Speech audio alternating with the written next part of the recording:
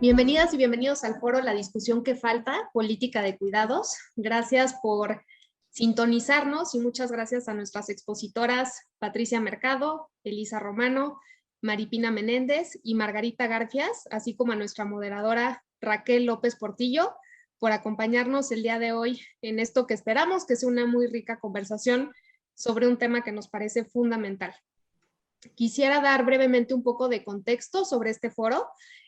Nosotras, nosotres, nosotros somos un movimiento de exigencia colectiva de derechos y llevamos 4 años organizándonos de punta a punta del país con otras personas, con otros colectivos, con otras organizaciones para defender derechos que están siendo sistemáticamente vulnerados y que significan un deterioro en las condiciones de vida de las personas y sobre todo de aquellas en situación de mayor vulnerabilidad.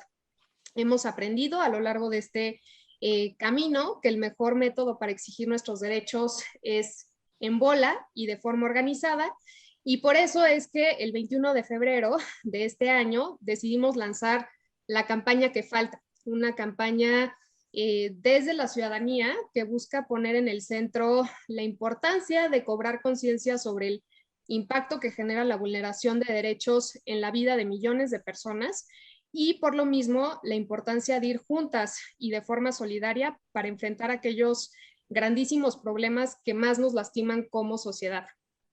Nos parece en este momento urgente movilizarnos, sobre todo en el contexto de pandemia y de cara también a un proceso electoral donde se está generando una dinámica de polarización brutal que ni siquiera nos está permitiendo generar una conversación. La verdad es que nosotras queremos otro tipo de cosas, no queremos ni vamos por votos ni por cargos, sino lo que queremos son propuestas sólidas y pues juntar a más y sumar a más personas que le entren a esta batalla por nuestros derechos. En esta campaña decidimos trabajar una agenda con 5 temas que nos parecen fundamentales. El primero, que tiene que ver con los derechos laborales y el trabajo digno para todas las personas, pero con mucho énfasis en las que tienen los trabajos más precarios, como por ejemplo las trabajadoras del hogar y los repartidores de plataformas digitales. 2, la salud digna, empezando con el acceso efectivo de medicamentos y ahorita en este contexto de COVID, de vacunas para todas las personas. 3, el tema del ingreso vital de emergencia para las personas que se quedaron sin empleo, que han visto disminuidos sus ingresos y que no cuentan con ningún tipo de apoyo por parte del gobierno federal. 4, una cultura de paz que se opone a la violencia política y los mensajes y discursos de odio. Y finalmente el tema de política de cuidados para niñas, niños, adolescentes, personas mayores, personas enfermas y con discapacidad. Queremos que esta política de cuidados y los cuidados no sigan recargándose, sobre todo en las mujeres. Y es con este último tema con el que damos inicio a los foros de la discusión que falta. Lo estamos haciendo en el marco de las actividades en torno al 8 de marzo y lo estamos haciendo porque nos oponemos a esta profundización de la desigualdad de género. Yo les quiero hacer una invitación a todas las personas que nos están sintonizando a que conozcan más acerca de nuestra campaña en nuestro sitio web www.nosotros.org. Lo pongo aquí en este cartelito porque a veces no es fácil deletrearlo. Échense un clavado a lo que tenemos en nuestro portal para que también conozcan lo que estamos haciendo en torno a los diferentes ejes de esta campaña, a que firmen nuestra proclama, a que la compartan con más personas y a que sumen a más personas para esta defensa por nuestros derechos. Ya no me extiendo más, quisiera ahora cederle la palabra a nuestra moderadora, Raquel López Portillo, quien es especialista en derechos humanos e igualdad de género. Se ha desarrollado en los sectores público, privado y de la sociedad civil, sobre todo en temas de seguridad, justicia y... Muchísimas gracias. Muy buenas noches a todas y a todos y muchas gracias, Andrea, por la presentación y por la invitación a moderar este espacio. La verdad es que es un verdadero honor para mí poder moderar esta conversación con estas invitadas de lujo sobre un tema tan importante como necesario. sobre la discusión que falta sobre la política de cuidados en México. Hemos visto cómo se ha avanzado mucho, cómo cada vez vemos a más mujeres en el ámbito laboral, pero que a la par no ha habido un avance en el tema de política de cuidados. Esto en nuestro país y alrededor del mundo, las mujeres se siguen haciendo cargo de la mayor parte de estas labores, y hoy esta conversación nos reúne para platicar precisamente sobre este tema y sobre posibles soluciones que pueda haber en nuestro país. Antes que nada, quisiera presentar a nuestras panelistas. Esta noche contamos con la presencia de Patricia Mercado, senadora por Movimiento Ciudadano y destacada activista por el reconocimiento y garantía de los derechos de las mujeres. Muy bienvenida, senadora. Se encuentra con nosotras también Maripina Menéndez, directora ejecutiva de Save the Children, quien se ha destacado por su labor en el área social de dependencias de gobierno, educativas y organizaciones sociales y particulares por más de 30 años. Un gusto, Maripina. Gracias. También le damos la bienvenida a Margarita Garfias, fundadora de Familias y Retos Extraordinarios. Bienvenidos a Holanda. Es también integrante del colectivo Yo Cuido y activista por los derechos de las personas con discapacidad y también de las personas que cuidan a otras. Muchas gracias por acompañarnos. Y finalmente está con nosotras Elisa Romano. Ella es jefa de la causa de trabajo del hogar en Nosotres y activista por los derechos de las mujeres en Indecidibles. Un gusto contar contigo, Elisa. Pues básicamente la dinámica del evento consiste en 3 bloques de alrededor de 10 minutos cada uno, en donde mediante las intervenciones de nuestras panelistas nos ayudarán a comprender qué es la política de cuidados, su importancia, los avances que se está viendo en esta materia en nuestro país, y al final, por supuesto, tendremos un espacio para preguntas y respuestas del público. Si quieren ir poniendo también en el chat sus preguntas, y las haremos llegar a nuestros panelistas al final de la sesión. Así que, sin más preámbulos, me gustaría que empecemos la conversación desde lo básico, desde donde parte toda la discusión en torno a la política de cuidados, que es su definición. Porque desde el ámbito de los derechos humanos y desde el feminismo, esta conversación se ha puesto sobre la mesa desde hace tiempo, pero en el debate público parece que falta un poco más de claridad en este tema. Entonces, quisiera empezar contigo, Elisa, preguntándote un poco a qué nos referimos cuando hablamos del derecho a un cuidado digno. Pues primero, muchas gracias por la invitación. Y como lo dijiste, nosotros como personas tenemos necesidades. O sea, las políticas o la parte del trabajo de cuidado nace de que las personas tenemos necesidades en general y que tienen que ser satisfechas. Y en ese momento, al ser satisfechas, necesita alguien que las satisfaga. Hay muchas poblaciones que por sus características naturales no pueden satisfacerlas por sí mismas. Por ejemplo, un niño pues a lo mejor no puede tener el dinero para ir a trabajar, para comer y entonces pues tener todas sus necesidades cubiertas. Una persona con discapacidad, por ejemplo, en algunos casos no podrá por sí misma conseguirlos. Y entonces ahí es donde entra toda la parte de cuidados. Cuando nosotros tenemos derecho a que nuestras necesidades sean satisfechas y satisfechas por otros cuando no está dentro de nuestras posibilidades poder satisfacerlas por nosotros mismos.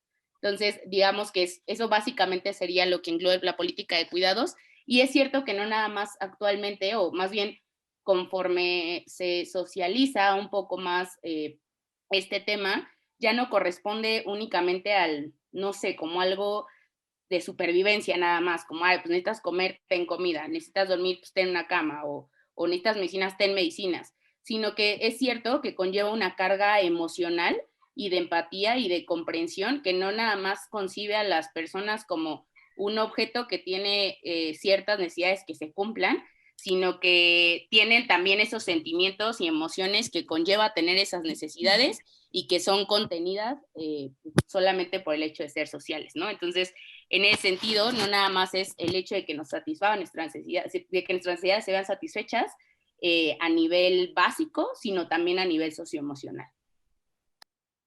Muchísimas gracias, Elisa.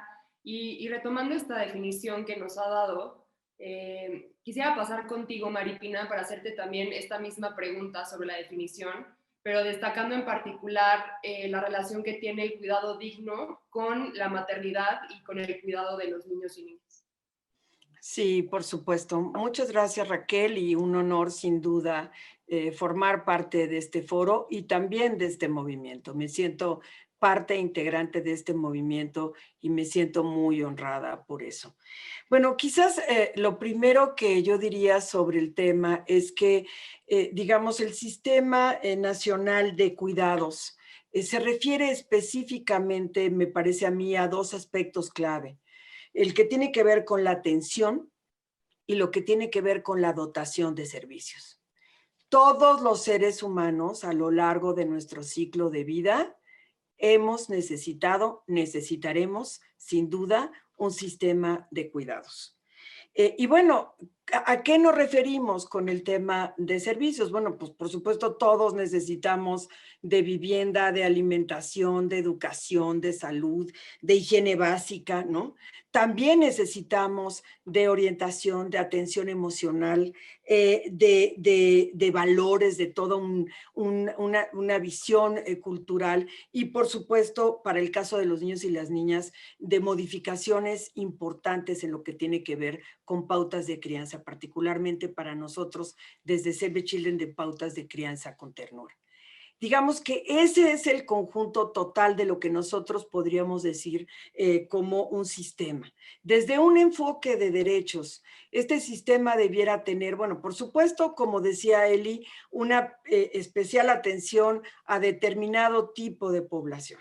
Ya lo decía también Andrea, la población discapacitada, los niños y las niñas, por la situación de vulnerabilidad, también de pobreza, etcétera, requieren finalmente pues de la existencia de este sistema.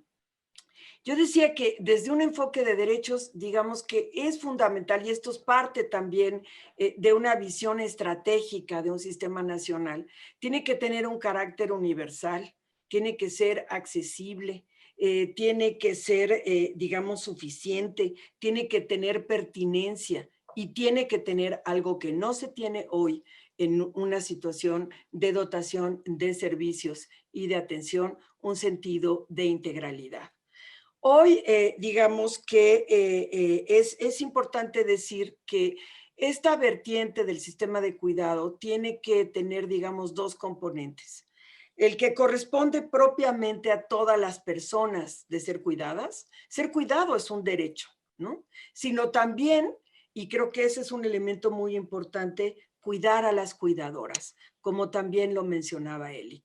Y bueno, hay que decir sobre este tema que, digamos, desde el punto de vista de un marco legal en México, la Constitución mexicana no ha reconocido explícitamente lo que tiene que ver, digamos, ni los códigos ni las leyes explícitamente el derecho al cuidado. Sin embargo, digamos, tratados internacionales importantes como el tema de la Declaración Universal de Derechos Humanos establecen, y esto es una mención a la que tú hacías, Raquel, una especial atención a los sistemas de cuidado en relación al sistema de cuidado maternal y de niñez. Y lo mismo sucede con la Convención Internacional de los Derechos de los Niños, del Niño de Naciones Unidas, que no solo le da el carácter prioritario de cuidado a todos los niños y niñas con las acciones de protección, desarrollo, participación, ¿no? Y sobrevivencia infantil, sino también plantea todo lo que tiene que ver con instituciones y con entidades para efectivamente poder dotar de cuidados, en este caso a niños, niñas y adolescentes. Muchísimas gracias, Maripina. Qué importante reflexión partir de la idea de cuidados como un derecho y que por ende se necesita que sea universal y accesible. Quisiera pasar contigo, Patricia, desde tu experiencia como senadora, preguntarte un poco cómo definirías este derecho al cuidado digno y sobre todo cómo también se ha definido desde el ámbito público. Mira, yo creo que estamos en eso, ¿no? No tenemos en México un sistema nacional de cuidados, no hemos acordado una definición legislativa, digamos, que esté en nuestro entramado institucional sobre lo que esto significa, pero estamos en ese proceso, ¿no? Creo que uno de los acuerdos más grandes del Congreso paritario es entre nosotras, ¿no? Y con eso, pues discutidos con las fracciones, con los hombres legisladores, pero ahora entre nosotras y nosotras hay un gran consenso de que la única manera que realmente podamos construir igualdad de oportunidades y de trato entre mujeres y hombres, pues tiene que ver con que la responsabilidad del cuidado cada vez más, digamos, salga del ámbito de las mujeres como un mandato cultural de género y sea asumido como una responsabilidad de Estado. Ya se dio un primer paso muy importante que, bueno, Margarita Garfias y nosotros, y por supuesto seguramente organizaciones internacionales como Save the Children están, digamos, involucradas en todo este diálogo porque fue un proceso, digamos, un proceso que duró su tiempo en esta legislatura. En la Cámara de Diputados ya se hizo la reforma al artículo 4 constitucional, que es el que, digamos, el que inscribe a lo que tenemos, a todos los derechos que tenemos en nuestro país las personas. Y bueno, se hizo esta reforma constitucional que a mí me parece muy importante, fue unánime incluso, donde lo que se define es toda persona tiene derecho al cuidado digno, que por eso seguramente también surge la pregunta, ¿qué queremos decir con eso? Con cuidado digno, que sustente su vida y le otorgue los elementos materiales y simbólicos para vivir en sociedad a lo largo de su vida. Esta definición del derecho al cuidado digno que sustente la vida a lo largo, digamos, pues a lo largo de la vida de las personas, tenemos que volverlo una ley general. También hubo una reforma al artículo 73 constitucional donde este artículo, digamos, mandata o le da la opción, la tarea al Congreso de la Unión que tiene que elaborar en los próximos, ¿no? Siempre hay transitorios, más o menos 180 días, que esos pueden cambiar, para elaborar una ley general para un sistema nacional de cuidados, que la definición es nacional, es no integral, sino nacional. Pero eso se vino al Senado. En este momento el Senado no podemos, porque estamos, sobre todo, estamos teniendo reuniones a distancia, vamos a ver si se puede, pero en este momento no estamos como haciendo reformas constitucionales porque estamos trabajando de manera virtual la gran mayoría del tiempo y es un periodo muy corto, termina el 30 de abril. Yo de todas maneras, la Comisión de Igualdad de Género aquí con la senadora Malú Micher, pues están haciendo el esfuerzo por pues tener una primera, digamos, una primera iniciativa para este sistema integral o nacional de cuidados en esta legislatura, porque finalmente se puede hacer, ¿no? Aunque no tengamos la reforma constitucional todavía, pero tenemos ya el derecho a la salud, el derecho al trabajo, otros derechos que pueden justificar un sistema y además, pues porque viene el presupuesto. Si no lo hacemos ahorita y no se publica, imposible que haya un peso, digamos, no imposible, ¿no? Pero no vamos a poder tener para el 2022 un presupuesto, por lo menos para arrancar un sistema de cuidados que pueda definir lo que significa este derecho, cómo se come, cómo los niños, las niñas, las personas vulnerables, adultos mayores, personas con discapacidad, cómo pueden acceder a esto si no tenemos esa ley general, ¿no? Y me parece que hay las definiciones que se han dado aquí, la OIT tiene definiciones, hay distintas definiciones, la ley, y con eso termino este primer comentario, en la Ciudad de México ya está en la mesa ya una propuesta que dejó el gobierno pasado, una propuesta para un sistema de cuidados que define que tiene que ser accesible, que tiene que ser, digamos, de calidad, que no puede haber diferencias entre un servicio, ¿no? A veces les da servicios del DIF baratos para ciertos cuidados y la gente que tiene seguridad social pues tiene servicios de cuidado mejores. Entonces todas estas diferencias reproducen desigualdades y ese no es un cuidado digno. Entonces, bueno, pues en eso estamos acá en el legislativo.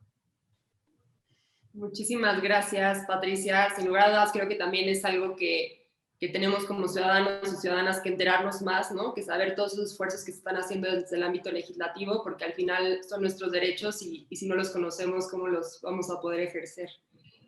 Finalmente quiero cerrar este primer bloque contigo, Margarita, haciéndote esta misma pregunta, pero más orientada desde tu experiencia, sobre todo en el colectivo y no te escuchamos, Margarita.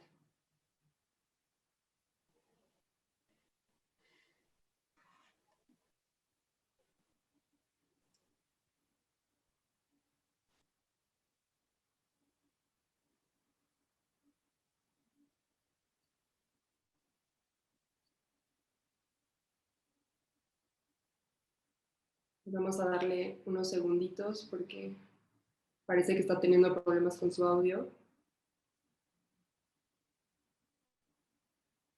No. Yo creo que es bueno, Margarita, si te sales completamente y vuelves a entrar, a lo mejor ya entras con sonido, ¿no? Luego, a mí me ha pasado. Si te parece bien, Margarita, entonces vamos avanzando en el segundo bloque y ahorita regresamos para contestar esta pregunta. El segundo bloque es ya adentrarnos de lleno sobre qué está pasando en México en este tema. Ya un poco Patricia nos adelantó desde el ámbito legislativo, pero hay diferentes formas de abordar el tema y que es sumamente importante, ¿no? Especialmente considerando que de acuerdo al INEGI, en México las mujeres dedican alrededor de 28.8 horas a la semana de trabajo, mientras que los hombres realizan solamente 12.4. Y es posible que de seguir estas condiciones y de no reformarse de una manera adecuada este sistema integral de cuidados, pues que pueda seguir esta tendencia. Entonces, en este sentido, quisiera preguntarte, Maripina, ¿por qué es importante que México adopte un sistema integral de cuidados y cuál sería tu perspectiva igual desde tu propia experiencia? Bueno, pues mira, creo que, digamos, un sistema nacional de cuidados está intrínsecamente ligado con un sentido profundo de bienestar.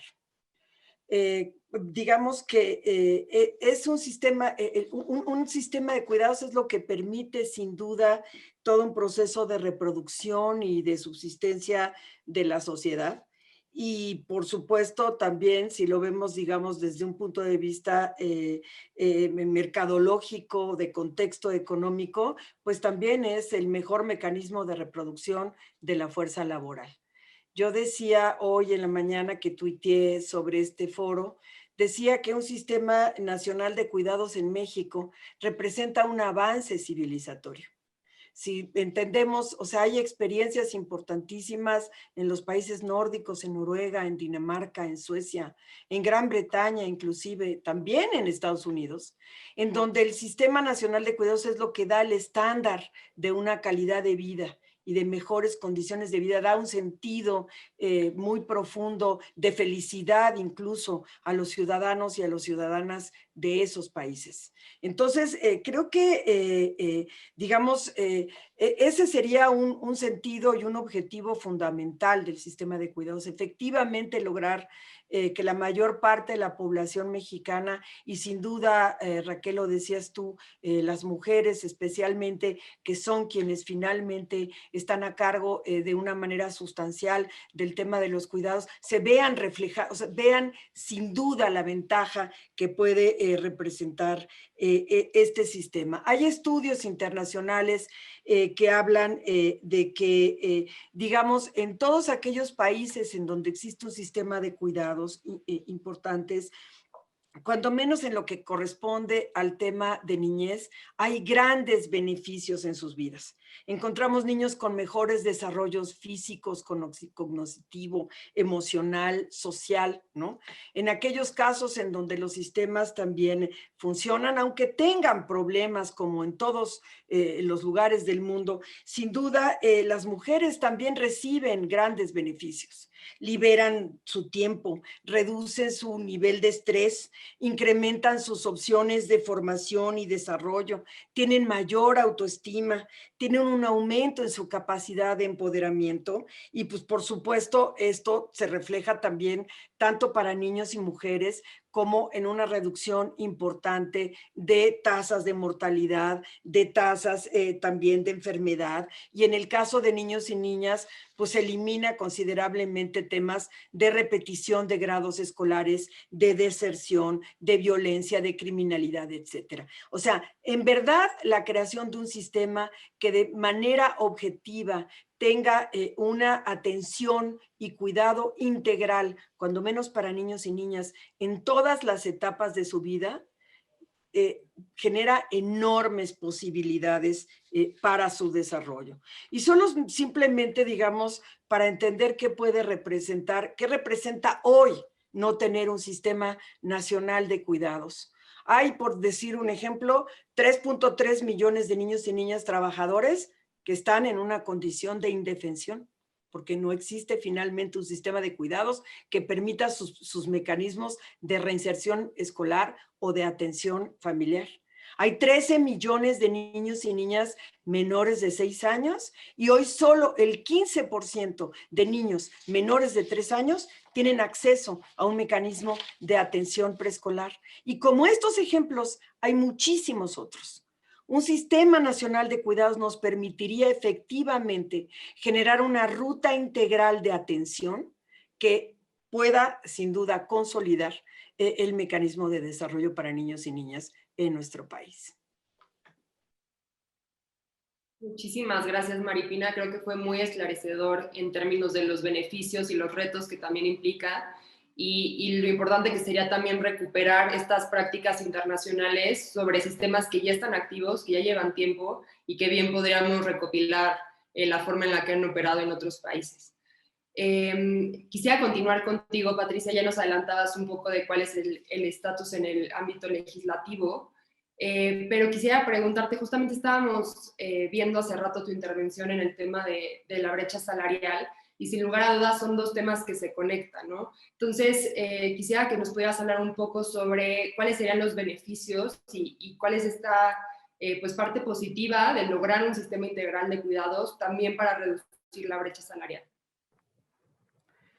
Bueno, pues sin duda para las mujeres es, pues, ¿qué puedo decir? O sea, es como la posibilidad de no seguir ancladas, ¿no? En ese que le llamamos el suelo pegajoso, que queremos salir por los derechos, queremos avanzar, queremos saber más, queremos tener mejores ingresos y sin embargo no podemos porque seguimos teniendo estas responsabilidades del cuidado. Las personas, como decíamos, a lo largo de la vida y por muchas condiciones etarias, de condición física, de diferentes vulnerabilidades, pues necesitamos ser cuidados. Y el mandato cultural dice que lo tenemos que hacer las mujeres, pues ahora sí, que como sepamos, como alguien nos dé a entender, digamos, no necesariamente como una profesión, sino como un trabajo no remunerado.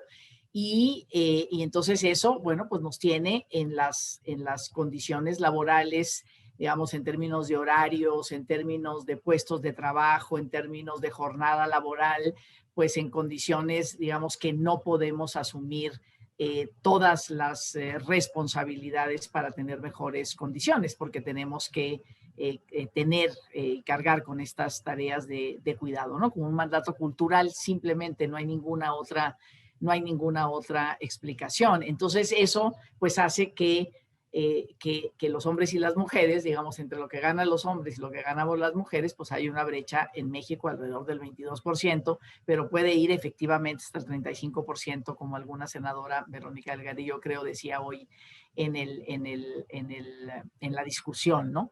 Entonces necesitamos, no solamente es un tema del espacio laboral, ¿no? De ganar menos por trabajos desvalorizados o por incluso el mismo trabajo, sino el tema de que mientras no los cuidados sean una responsabilidad del Estado y no de las mujeres al interior de los hogares, las mujeres vamos a seguir entrando en condiciones de desigualdad al mercado de trabajo y vamos a seguir participando en la economía en condiciones muy precarias. Sobre todo, digamos, terminaría con ese comentario, sobre todo en este momento, porque aquí se dieron datos, pero el dato que nos da CEPAL hace más o menos 15 días de que en México, en el contexto de pandemia, las mujeres están usando 44 horas a la semana, es decir, casi una jornada completa en labores de cuidado, de contagio, de convalecencia de niños y niñas que están cerradas las escuelas,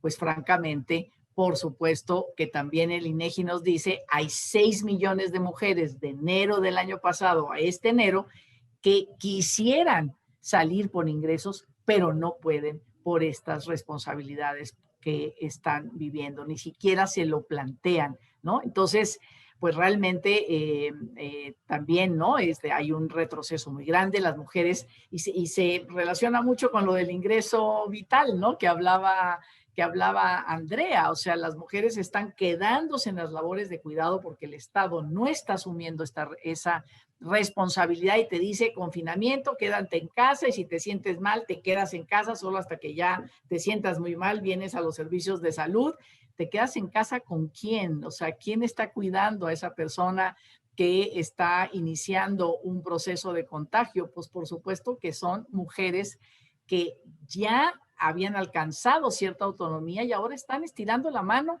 porque están sin un peso en la bolsa. Ese ingreso vital de emergencia en este momento para realizar esas tareas, pues por lo menos les daría algún sentido, ¿no? De mínima independencia y autonomía para realizar ese trabajo, pero teniendo algo en su bolsa, que además ya estaban acostumbradas a tenerla porque ya habían salido al mercado de trabajo. Muchísimas gracias, Patricia, y sin lugar a dudas creo que das en el clavo, ¿no? De cómo con la pandemia del COVID-19 esta realidad simplemente se ha exacerbado y que ahora estamos presenciando hasta triples jornadas de parte de mujeres, un gran detrimento en la participación laboral y que pues falta por ver cómo se vuelve esa pues no nueva normalidad, pero sino cómo se resarcen los daños que han ocurrido a partir del contexto de la pandemia.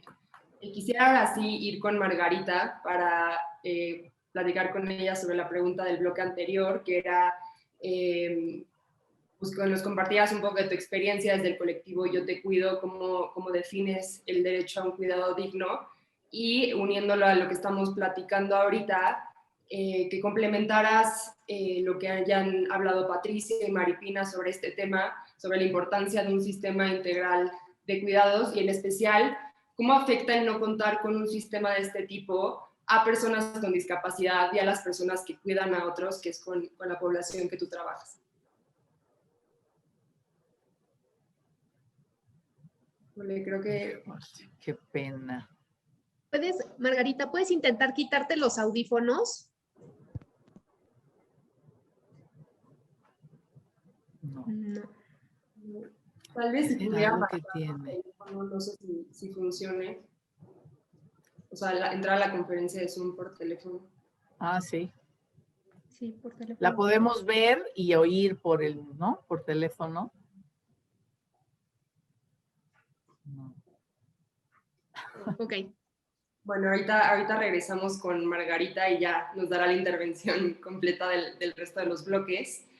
Y quisiera entonces ir contigo, Elisa, cerrar contigo para ver qué añadirías sobre los argumentos que ya nos han dado el resto de las panelistas y cómo este tema del sistema integral de cuidados finalmente sigue impactando en el trabajo del hogar de millones de mujeres mexicanas.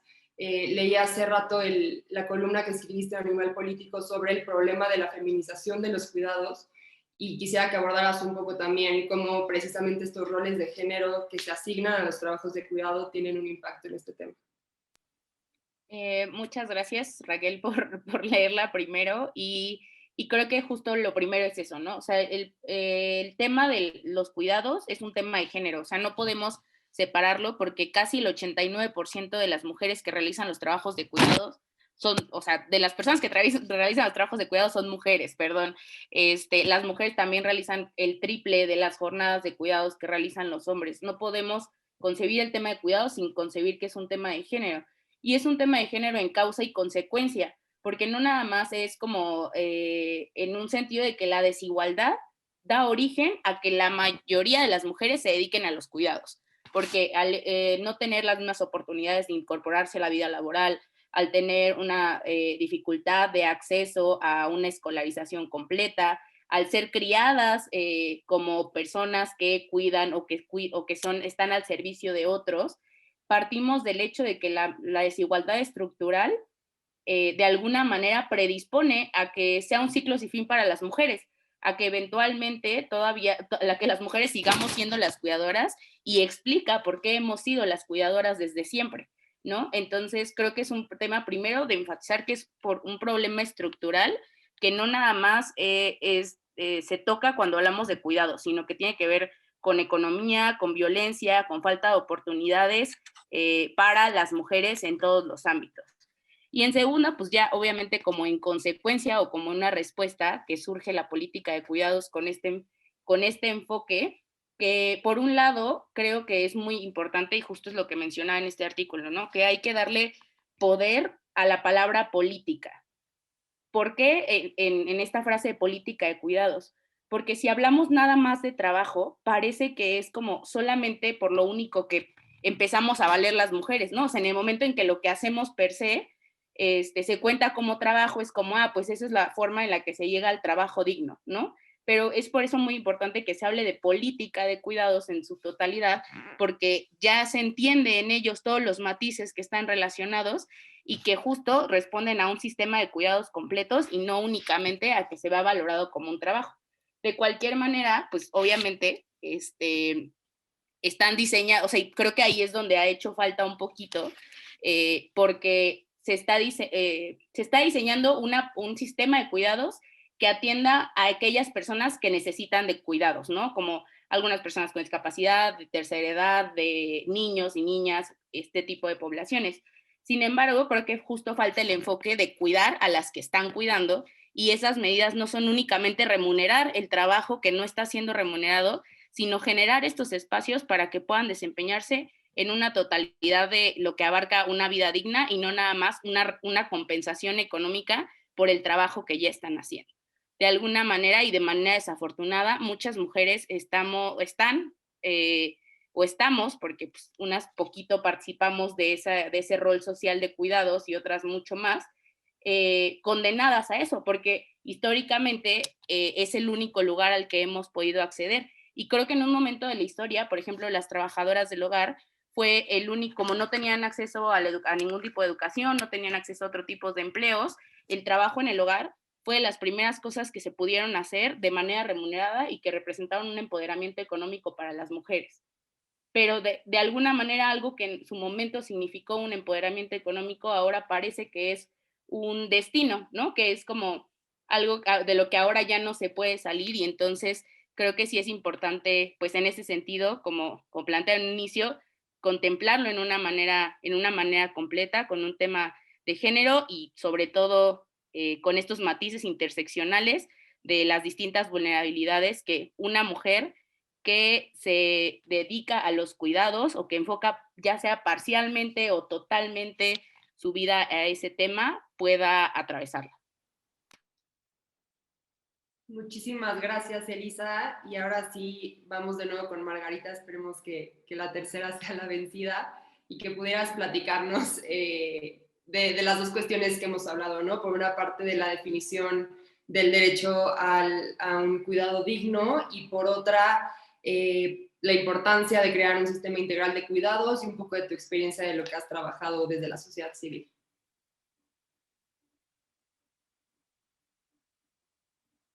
Híjole, no. Margarita, si ya estás con tu celular, ¿puedes intentar sin los audífonos? Sí. Ahí se escucha. Creo que ya te escuchamos. ¿Sí? Sí, sin los audífonos, sin los audífonos. Son otros audífonos, ¿me escuchan? Sí. Ok, perfecto. Ok, bueno, mil disculpas por los detalles técnicos, pero bueno, yo aquí de inicio en la primera definición me gustaría acotar 3 términos, ¿no? El derecho al cuidado como este derecho paraguas y de ahí se desprenden dos definiciones, ¿no? Los cuidados, que todos los conocemos, que son las actividades cotidianas de la vida diaria que garantizan el bienestar físico y emocional de las personas. Obviamente, si hay físico y emocional, tenemos dos dimensiones. Una tangible, que se refiere a todos los satisfactores como alimentarte, bañarte, ahora sí que todo lo tangible, y una intangible, ¿no? Que son todas esas relaciones personales que se gestan cuando hay una relación de cuidado. Pero también tenemos que hablar de trabajo de cuidados, porque cuando hablamos de trabajo de cuidados, como lo dice la OIT, son todas estas actividades que implican tiempo, trabajo y esfuerzo para producir satisfactores para uso final propio o de un tercero, ¿no? Porque al final este tiempo que se dedica a estas actividades o a este trabajo de cuidados es tiempo que se nos quita a las mujeres para dedicar a otras actividades, por lo que terminamos con pobreza de tiempo. Y viendo estos dos bases o estos dos pilares, estas dos ejes que están abajo del derecho al cuidado, pues hay que subirle ahora sí que el nivel al derecho al cuidado, mencionándolo como un derecho humano que es el garante de la vida humana y no humana, y que además debe de ser considerado como un bien jurídico. Así como la vida, la salud y la educación tienen ese peso de bien jurídico, también el derecho al cuidado digno debe de tener ese peso. ¿Por qué? Porque depende del cuidado que tú recibas, va a abonar o no a tu proyecto de vida.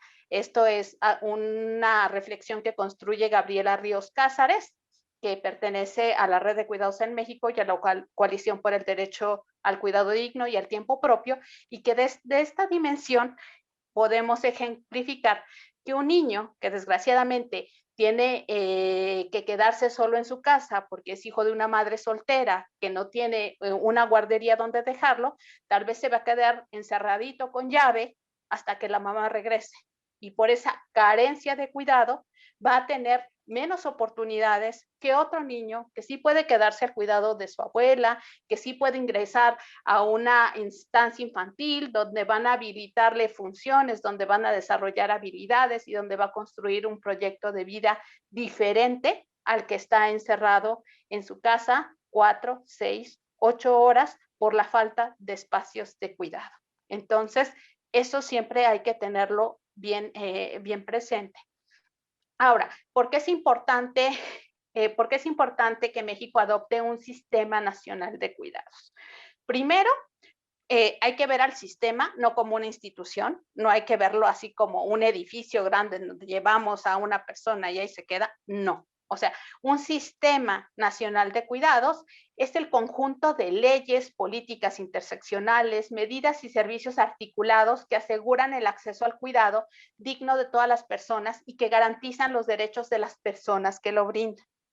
Porque, otra vez, no podemos tener derechos unas a costa de los derechos de las otras, ¿no?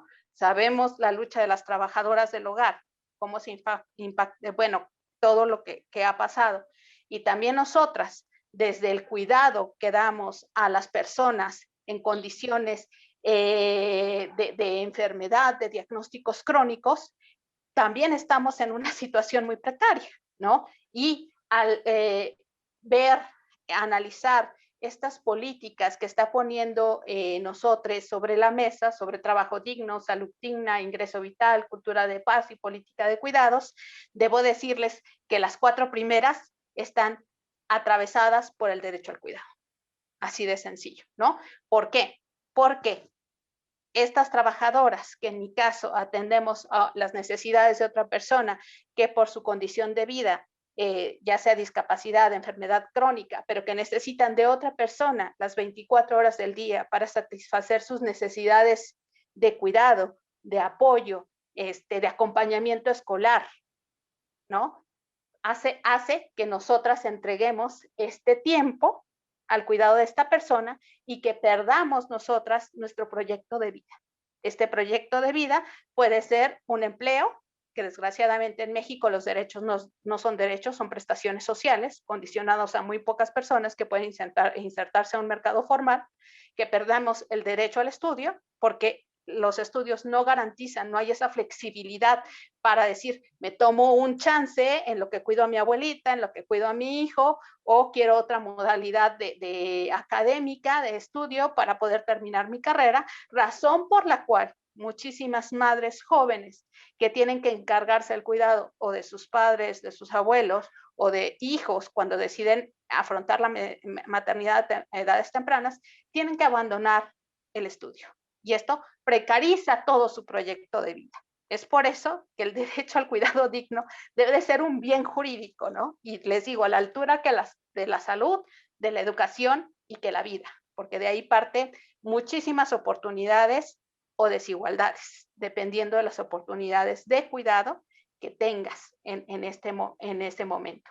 Y bueno, también aquí hay otra cosa bien importante. Este trabajo de cuidados es súper importante. ¿Por qué?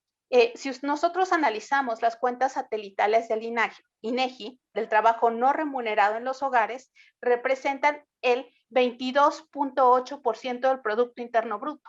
Una cifra más grande que la industria automovilística, que la industria manufacturera, que la industria inmobiliaria en nuestro país.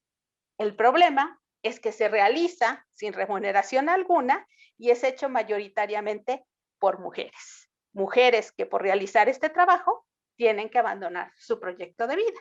Y a esto se suma precisamente el trabajo que hacemos las mamás, las abuelas, las hermanas, las hijas, que como yo tenemos que atender las necesidades de una persona con una enfermedad crónica, con una discapacidad que no les permite tener autonomía personal para satisfacer sus necesidades de cuidado propio, y que este trabajo se suma a este 22.8% y representa el 27.3% del Producto Interno Bruto del sector salud. Casi una tercera parte de lo que le toca al sector salud lo estamos haciendo en las casas. Y eso representa, obviamente, la pérdida de este proyecto de vida, la pérdida de nuestro tiempo propio, porque también aquí hay un concepto muy interesante cuando hablamos de cuidados. Este concepto viene de Pilar Alberti, una maestra que también está en la coalición por el derecho al cuidado digno y al tiempo propio de las mujeres. Y Pilar Alberti nos dice que el tiempo propio es un derecho humano que garantiza la libertad en el uso del tiempo para atender las necesidades e intereses de las personas en todos los ámbitos, tanto públicos como privados de vida. Si las mujeres tenemos pobreza de tiempo, estamos dedicadas pues al hijo, al esposo, a la hermana, a satisfacer la vida de los otros, y la nuestra se queda postergada.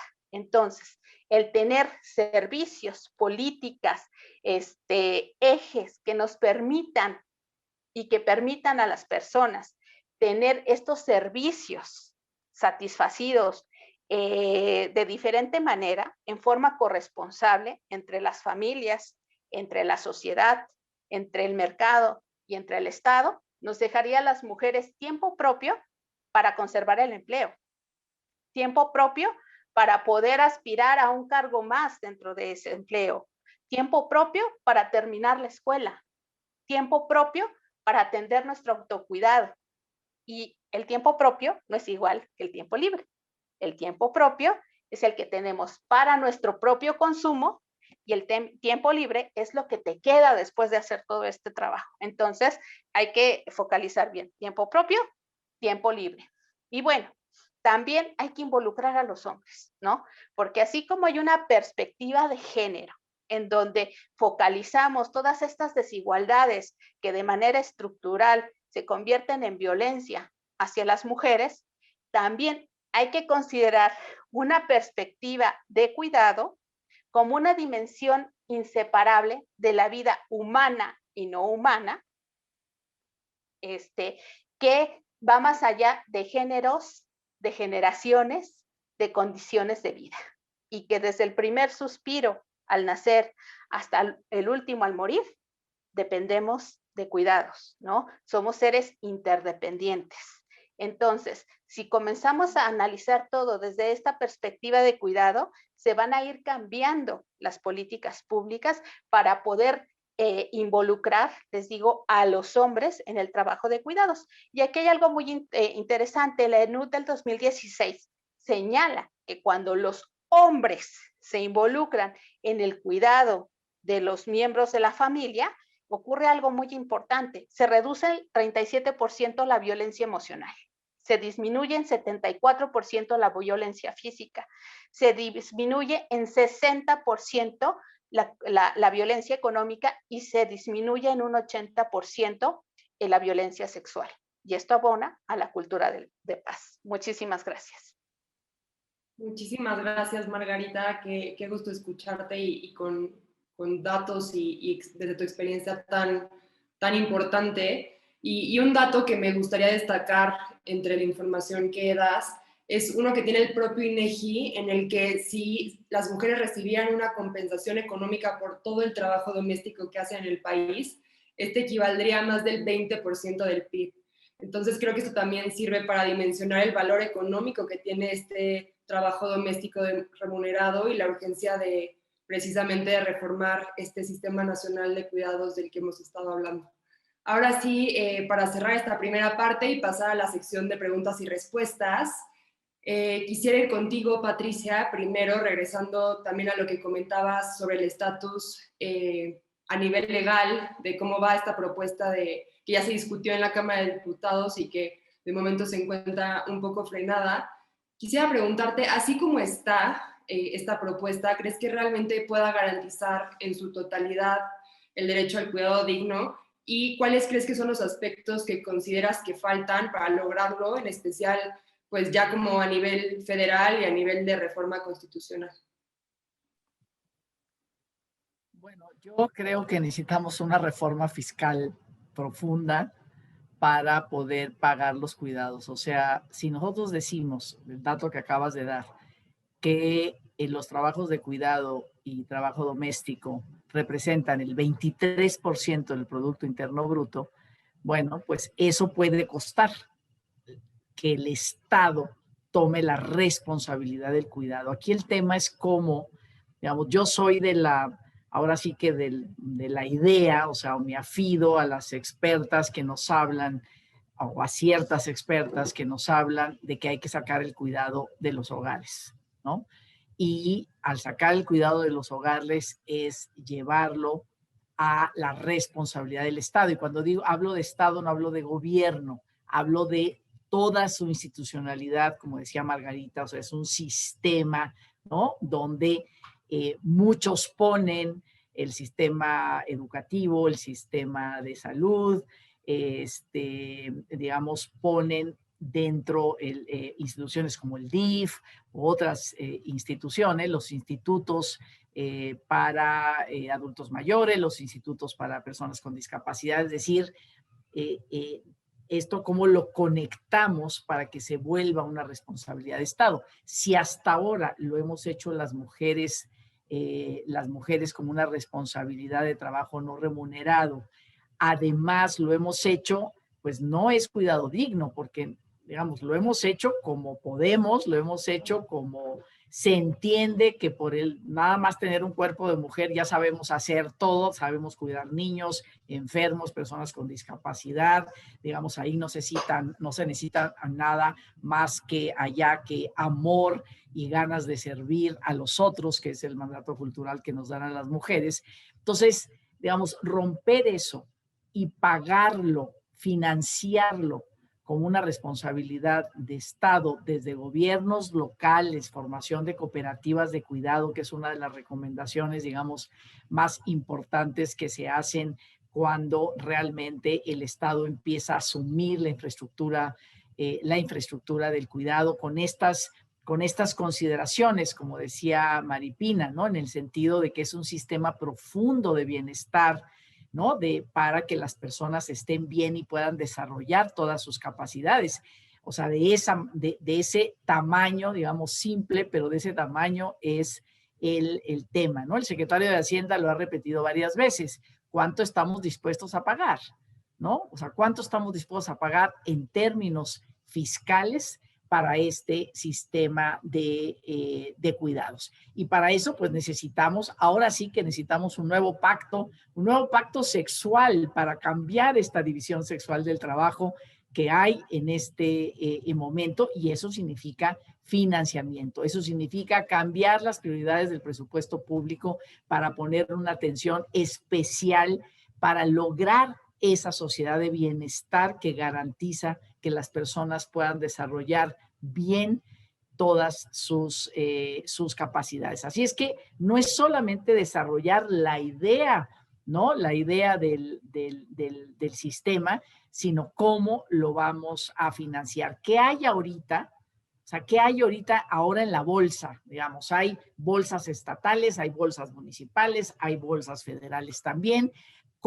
¿Cuánto tenemos ahí? ¿De qué manera está distribuido? ¿Y cómo podemos armar este sistema nacional e integral para garantizar ese bienestar, ¿no? Y una de las cuestiones, si bien Elisa tiene, digamos, toda la razón, que el tema de cuidados no es un tema solamente de trabajo, pero una de las cosas que estamos poniendo en la mesa el movimiento feminista, de mujeres y todas estas extraordinarias economistas feministas, es decir, ese trabajo sobre todo el trabajo de cuidados, tiene que ser un trabajo remunerado, un trabajo decente, es decir, un trabajo con derechos.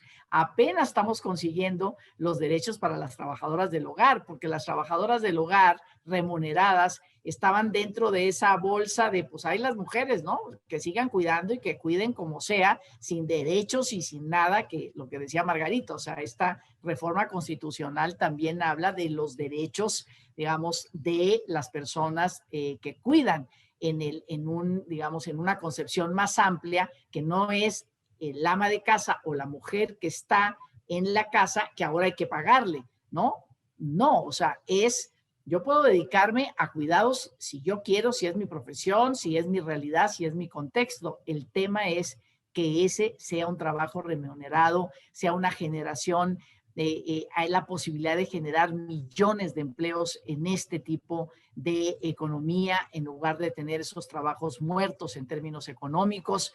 Entonces, digamos, podemos generar toda una cosa, pues todo un sistema en un círculo virtuoso de crecimiento económico, de generación de empleo, de trabajo decente con derechos y, por otro lado, por supuesto, garantizar estos cuidados a los que tenemos derechos en una sociedad que quiere producir bienestar y, por supuesto, desarrollo de capacidades, que además, si tú ves la Constitución, pues tenemos todos esos derechos. Entonces, ahora, pues el embudo de cómo accedo a esos derechos y a ese bienestar y a ese desarrollo de capacidades, pues tiene que ver también con poder desarrollar este gran sistema, digamos, sistema de Estado, no de gobierno, sistema de Estado para lograr esta sociedad que garantice el cuidado a las personas para su desarrollo.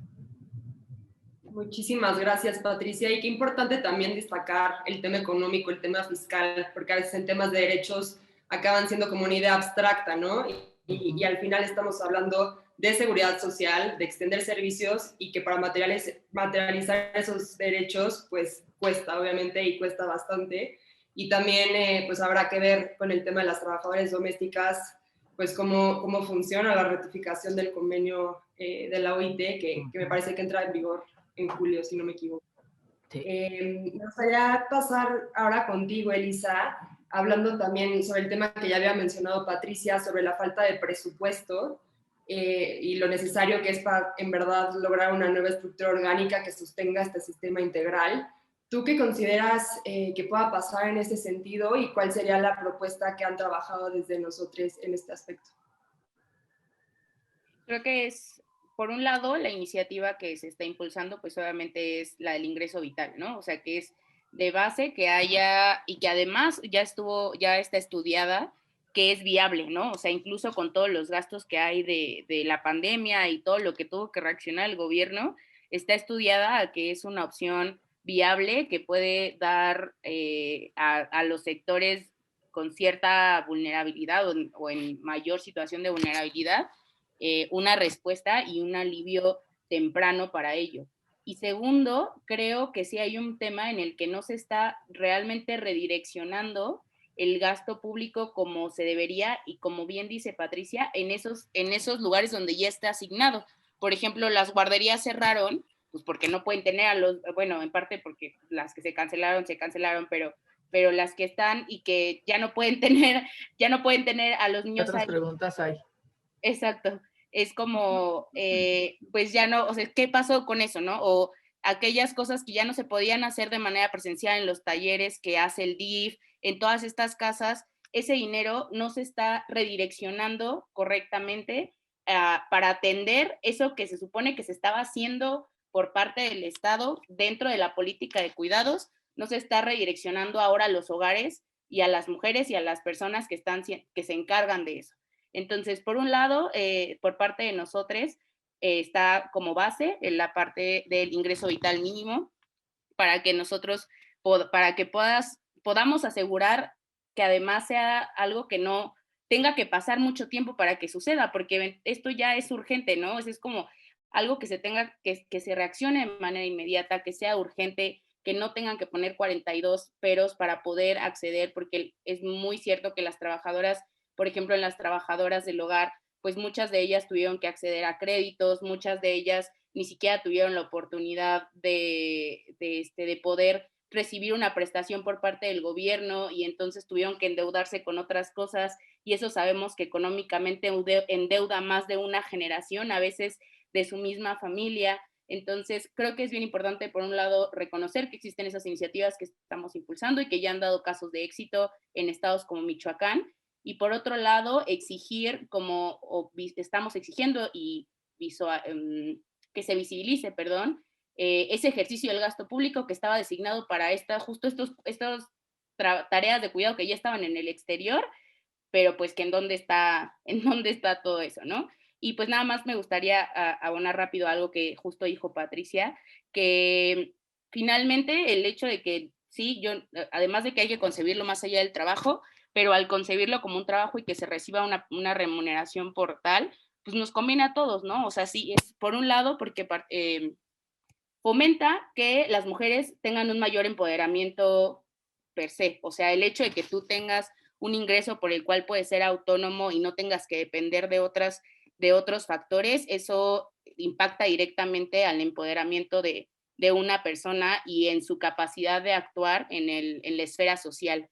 Y no nada más actuar en términos muy abstractos, sino actuar y gastar. Y entonces también eso de alguna manera termina moviendo a la economía y que es algo que no nada más es, pues, ¿de dónde vamos a sacar los 64 billones que representa el trabajo no remunerado si lo remuneráramos? Sino que eventualmente tiende a un equilibrio y no nada más es como hay que darles, ¿no? O sea, es como esto va a tender a un equilibrio que impacta socialmente en el empoderamiento de las mujeres como gremio y al final en un crecimiento económico global.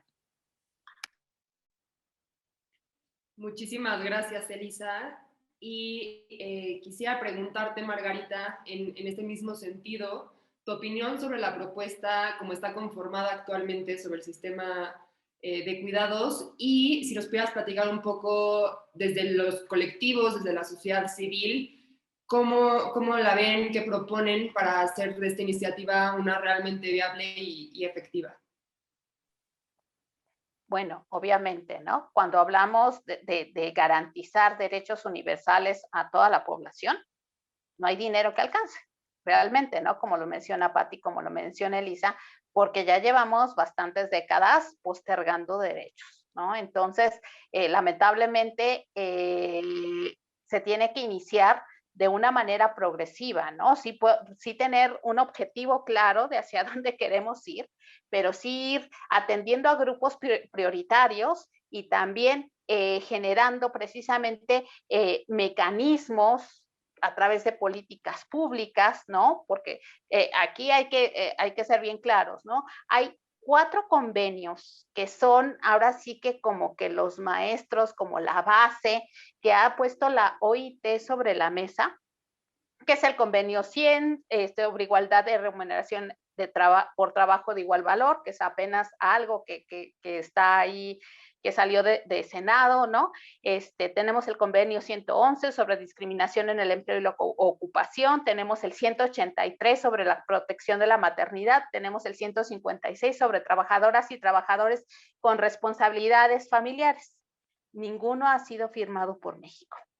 Entonces, México no se ha comprometido, aunque esta sea su bandera actual de que van por una, en el ámbito internacional se están catalogando como feministas, pues no lo están haciendo, porque está pendiente esto.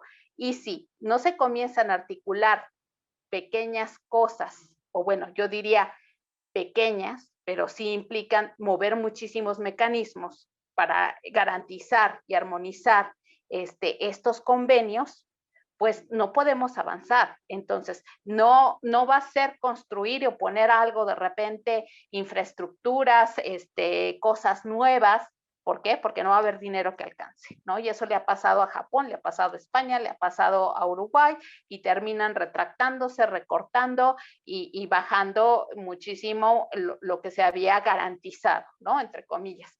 Pero si comenzamos a ver que toda la vida está, toda la vida a partir de una perspectiva de cuidado, nos invita y nos obliga a legislar, a planear los presupuestos siempre con este sentido, en garantizar que las mujeres van a tener las mismas tiempos para ingresar a un empleo formal, los hombres también, así como que ambos tener los mismos tiempos para cuidar. Pero también, si seguimos todos en los trabajos informales, pues tampoco va a haber quien garantice estos derechos, porque como lo decía, los derechos aquí en México son más prestaciones sociales que te ofrecen cuando tienes un empleo formal que derechos, ¿no? Como lo menciona la Constitución. Entonces, para mí, para nosotras, es iniciar, ¿no? A construir este andamiaje a partir de pequeños cambios que van a resultar en grandes oportunidades de vida, precisamente para mujeres, para hombres, para familias. Y aquí también quiero plantear algo que me preocupa mucho sobre el ingreso vital. El ingreso vital, pues se plantea como algo universal para todas, para todos, priorizando a grupos específicos que lo necesitan. Pero en el caso de las familias de mi comunidad, preferimos que se nos garanticen los derechos, como a la salud digna, porque las familias gastan alrededor de 3,000 hasta 21,000 pesos en medicamentos que no les da el Estado. Gastan en hospitalizaciones, gastan en transporte porque no hay transporte accesible, ¿no? Y entonces una cosa que puede ser gratuita se convierte en algo que cuesta 500 pesos porque hay que pagar 250 pesos del taxi de ida y 250 del taxi de venida, y una beca de 2,250 pesos bimestrales simplemente dura para cubrir los gastos de la primera semana. Entonces, creo que también aquí vale la pena hacer pues esta mirada con equidad, que no muchas veces no es cuánto tengas, sino cuánto gastas, debido precisamente a este piso disparejo de la garantía de derechos. Gracias. Muchísimas gracias, Margarita. Y finalmente, Maritina, me encantaría cerrar contigo, que nos platicaras un poco. Tienes una experiencia súper amplia, tanto en gobierno como en organizaciones sociales. Entonces, ¿cuál es tu perspectiva sobre a dónde debe de ir esta propuesta? ¿Cuál es la manera correcta de hacerla y qué pasos son los que se tienen que seguir para poder consolidarse, ¿no? Complementando un poco los puntos de las demás participantes. Muchas gracias, Raquel. Bueno, creo que mis colegas han dado de verdad muchísimos elementos sobre este tema, ¿no? O sea, la necesidad de incorporar a las mujeres a procesos productivos, lo que sin duda finalmente va a generar riqueza en la sociedad, la necesidad de ubicar claramente reformas fiscales es fundamental también. La estrategia de entender, como dice Margarita, que esto es un andamiaje institucional, no es la creación de una, como decía Patricia también, de un edificio, sino, digamos, es más bien una propuesta clara y concreta de integración institucional. Y quizás, digamos, un factor que también me parece relevante incorporar es el incluir al sector privado. No solo el Estado es el proveedor, digamos, de atención y servicios de cuidado. El sector privado tiene una responsabilidad real y también Margarita lo decía, no solo en el tema de prestaciones, sino de generación de derechos. Y también, una vez que también esté planteado desde el punto de vista del Estado como proveedor de servicios, también debe ser regulado para que otorgue también servicios de calidad y pueda ser un aportante importante de la sociedad. El Estado tiene deudas terribles, tiene deudas fuertísimas con las mujeres, tiene deudas gravísimas con los niños y las niñas y también tiene deudas severas con la sociedad civil. Es la sociedad civil históricamente en este país la que ha proveído desde hace muchísimos años de un sistema de cuidados, siempre en una condición tan de indefensión como la de los propios beneficiarios. Entonces, digamos que hoy más que nunca pienso que sí hay avances y reconozco lo que dice Patricia, y hay avances porque hoy el movimiento feminista es en realidad el movimiento más importante de contrapeso a un Estado que a veces no quiere ver ni escuchar en su transformación la realidad que están viviendo miles de mujeres y miles de niños y niñas mexicanos. Pero también hay enormes retrocesos. Hemos perdido programas estratégicos que tenían que ver finalmente con mecanismos de fortalecimiento del sistema de cuidados, la desaparición de estancias infantiles, el tema, digamos, de los programas de apoyo a jornaleros agrícolas, es un tema gravísimo, ¿no? Hace 2 semanas, una niña hija de jornaleros agrícolas de 4 años, ¿no? En el estado de Sinaloa, muere por causas prevenibles, por una simplemente deshidratación, porque no hubo un sistema de cuidados, porque no tuvo derecho a identidad, porque no tenía nombre y apellido. O sea, esos son los grandes vacíos que está generando en este país no tener un sistema de cuidados que básicamente lo único que requiere es una ley general, por supuesto, un fortalecimiento financiero a las instituciones que existen. Necesitamos mejores condiciones de salud, mejores condiciones de educación, necesitamos una visión integral de la política, una ruta de atención que identifique claramente cómo estas acciones de atención y de cuidado se reflejan en la vida cotidiana de niños, de niñas, de niños y de personas con discapacidad, de ancianos, de mujeres. Necesitamos eso urgentemente. Eso no necesariamente cuesta. Hay una propuesta en ese sentido. Hay que empujarla. Necesitamos efectivamente que logremos un órgano rector al que se subordinen, con todo respeto, las secretarías de Estado y las instituciones de seguridad pública, con una idea fundamental de servicio y de protección a una población como la mexicana que se está muriendo, que está sufriendo las peores condiciones de verdad de desigualdad que están viviendo mujeres, niñas, niños y adolescentes. Entonces, creo que es factible. Creo que el Sistema Nacional de Protección Integral ha demostrado que tiene sentido en la articulación. Le falta también mucho al CIPINA, pero al menos es un intento, ¿no?, de tratar de lograr que haya mecanismos de evaluación sobre la situación en la que viven las mujeres, los niños y las niñas y la población vulnerable. Al menos es un intento de empezar a articular las acciones institucionales que existen. Es una obligación de Estado, es una obligación como sociedad civil y pues yo verdaderamente creo que esta campaña es una campaña estratégica, porque es una campaña que no es una campaña de personas y de egos, es una campaña de contenidos y de contenidos estratégicos, de una situación emergente. Todos los días en Save the Children estamos recibiendo casos lamentables de niños y niñas que en verdad están sufriendo las peores condiciones.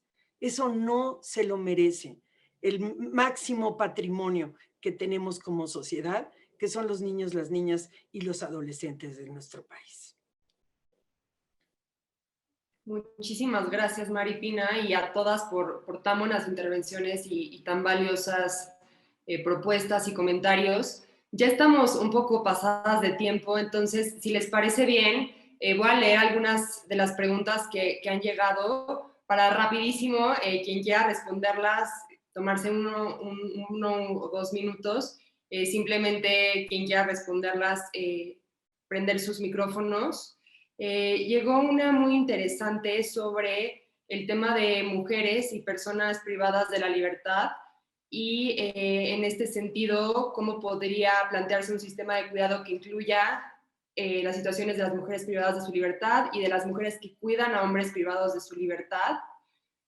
También preguntan qué se puede hacer desde la sociedad civil para poder impulsar un sistema de cuidados que realmente sea efectivo. Y por último, también llegó otra pregunta sobre, si me dan un segundito, sobre cómo se relaciona el Sistema Nacional de Cuidados con los programas sociales que están activos actualmente en México.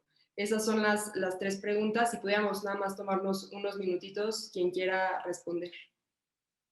Ay, a mí me gustaría contestar la segunda, justo como desde la sociedad civil, como estos esfuerzos, y creo que abonando un poquito a lo que comentabas, Margarita, de las preocupaciones respecto al ingreso, es una de las vertientes o del dónde está el corazón de nosotros como organización, es justo en la creación de colectivos, que si bien nosotros tenemos como agendas principales, como las que acaba de mencionar Andrea Santiago en un inicio, existen estos otros colectivos que están exigiendo pues que se cumplan o que se garanticen ciertos derechos que, como comentaba al inicio, dan pie, o sea, como que son causa de que haya una diferencia entre mujeres y hombres que están cuidando o dentro de personas con discapacidad que no tienen un ingreso o que no tienen una beca que sea equiparable a lo que necesitan para hacer todos sus cuidados. Tenemos un colectivo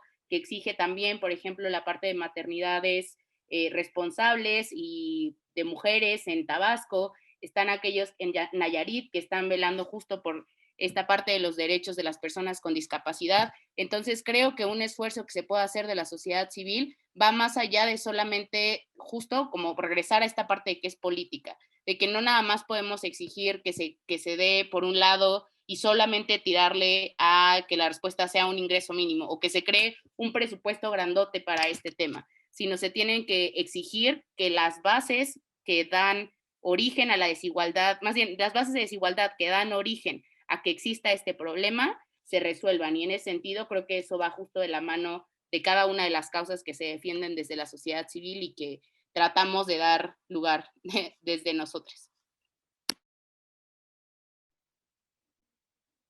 Muchísimas gracias, Eli. ¿Alguien más que quiera contestar alguna de las otras preguntas? Quería comentar, no, sin duda, los hijos, hijas de las mujeres que están en reclusión tienen que ser, por supuesto, parte de este sistema. O sea, tenemos que garantizar el derecho al cuidado en el sentido más amplio, que es el derecho a la educación de esos niños y niñas, y no asumirlos como, pues es el bulto, ¿no? Es el bulto que tienen estas mujeres antes de que cumplan los 6 años, ya salen esas niñas, esos niños a ver quién les, digamos, quién sigue, ¿no? Su proceso de cuidado, de atención y de educación. Entonces, claro que tiene que ser parte de ese sistema porque también, o sea, no, por una parte, esas mujeres, pues, por supuesto que tienen derecho a la maternidad. Estar en reclusión no te elimina ese derecho. Tienen derecho a la maternidad, tienen derecho a estar con sus hijas e hijos, pero también esos niños y niñas en sí mismos, pues tienen derecho al desarrollo, digamos, de todas las actividades y todas las necesidades de un niño, una niña. Entonces, ¿cómo combinas eso? Y bueno, ahí sí, no solamente es una responsabilidad de Estado, es una responsabilidad de gobiernos, ¿no? De gobiernos locales con sus sistemas penitenciarios y por supuesto a nivel de la federación, ¿no? Entonces sí entran, sí hay muchas propuestas alrededor de eso, digamos, en algunos lugares mejor, en algunos lugares peor, pero sí necesitamos resolver y tiene que ser parte de este sistema integral y de este sistema nacional. ¿Qué hacemos con estos niños y niñas para que tengan el derecho a estar con sus madres, pero también sean respetados sus propios derechos? Muchísimas gracias. Y ahora sí, para pasar al cierre, me gustaría darles la palabra a cada una y que en un minutito nos pudieran compartir con qué les gustaría que se quedara el público que nos escucha, qué concepto quisiera que se les quedara como en las mentes de esta conversación. Y me gustaría empezar contigo, Margarita, en un minuto muy breve. Sí, muchísimas gracias. Pues que el derecho al cuidado digno es para todas y todos, porque nadie está exento de que te enfermes, de que te hospitalicen, de que entres a cirugía. ¿Y quién te va a cuidar? ¿Quién va a garantizar ese cuidado si no está garantizado por la ley, por la legislación? No lo va a reconocer el patrón, no vas a tener ningún apoyo, ¿no? Entonces, creo que todos hay que asumirnos como personas que vamos a necesitar cuidados a lo largo de toda nuestra vida como seres humanos interdependientes. Gracias. Muchísimas gracias, Margarita. Elisa, ¿algo que nos quieras comentar?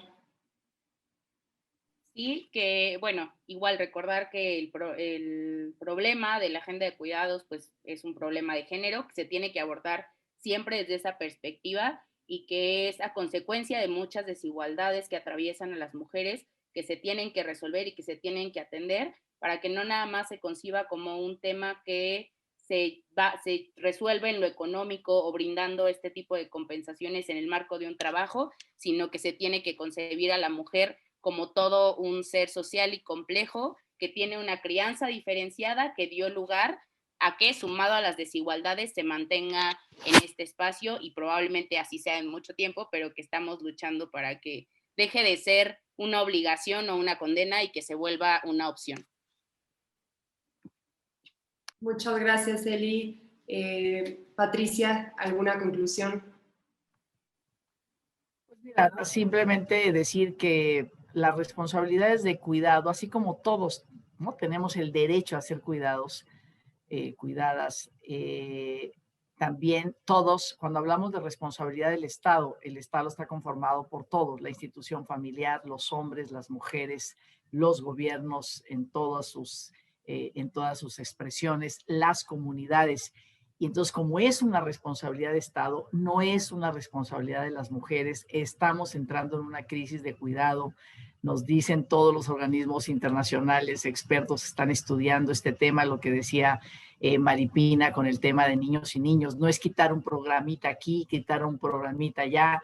Si toda esa, digamos, si todas esas políticas se van retirando, vamos a entrar en una crisis de cuidados muy fuerte que nos va a costar mucho más poder recuperar. Y como al hablar de responsabilidad de Estado, los hombres, las mujeres, las comunidades, las familias, las organizaciones, la sociedad civil, los gobiernos, pues como decía Andrea, lo mejor es resolverlo en bola, en colectivo, participando, organizando, para que, y termino con esto, o sea, se acaba de meter una ley en la Cámara de Diputados, una iniciativa para meter a la cárcel, no me acuerdo cuántos años, si 60 o 50 años, a aquellas personas que abandonen a viejos o adultos mayores, ¿no? Cuando dices, pero qué barbaridad, o sea, lo que necesitamos es las políticas de cuidado, ¿no? Para que las familias que no pueden, para que las mujeres que no pueden seguir adelante, para que el hijo que no puede cuidar a su madre o a su padre no lo lleven a la cárcel, sino que realmente le den una salida en términos de cuidados como Estado. No permitamos ese tipo de, digamos, quizás buenas intenciones, pero pésimas arreglos de convivencia. Muchísimas gracias, Patricia. Y finalmente, Maripina. Muchas gracias, Raquel. Muchas gracias. Primero, agradecer profundamente esta participación y me siento muy honrada, de verdad, de estar con mis colegas. Y lo segundo, simplemente decir que el cuidado digno es un derecho, que el mecanismo que tenemos para garantizar la sobrevivencia y el desarrollo de nuestra sociedad está basado en ese tema, en un sistema nacional de cuidados, que va a ser el reflejo concreto en la vida cotidiana de niños, de mujeres y de población vulnerable para mejorar efectivamente sus condiciones de vida. Entonces, hoy es un tema de la agenda de esta campaña y es un tema prioritario y tiene que ser un tema en la visión colectiva para todos los mexicanos y mexicanas, porque si lo logramos, de verdad, va a tener un efecto concreto en la vida de las mexicanas y los mexicanos y de los ciudadanos que vivan y ciudadanas que vivan en nuestro país. Muchas gracias. Muchísimas gracias, Maripina. Y antes de darle la palabra de vuelta a Andrea, quisiera agradecerles muchísimo por esta conversación tan interesante. Estoy segura que todas y todos nos llevamos pues todo su conocimiento, toda su perspectiva sobre el tema. En lo personal, creo firmemente en que en la medida en que comprendamos que existe este trabajo invisible, que lo reconozcamos como tal, con todo lo que implica, también nos va a permitir tener más claridad sobre cuáles son las desigualdades de género con las que contamos, y no solo en términos del Estado, sino también cómo coexistimos entre nosotras, cómo trabajamos, cómo consumimos, cómo nos cuidamos. Entonces, por mi parte, no me queda más que agradecerles a todas ustedes, a la audiencia, a nosotros por la organización de estas discusiones que sin duda abonan muchísimo a la discusión pública. Y pues bueno, Andrea, muchísimas gracias y te doy la palabra. Sí, pues yo también nada más para cerrar y decirles que estamos agradecidísimas por su participación. La verdad es que ponemos en el centro que estas son el tipo de discusiones que nos hacen falta. Todo este año vamos a estar haciendo campaña por nuestros derechos y nuevamente pues invitarlos a nuestro sitio a conocer más acerca de la campaña, a ganar conciencia, a sumar a más personas y bueno, pues buenas noches y gracias a todas y a todos por sintonizarnos.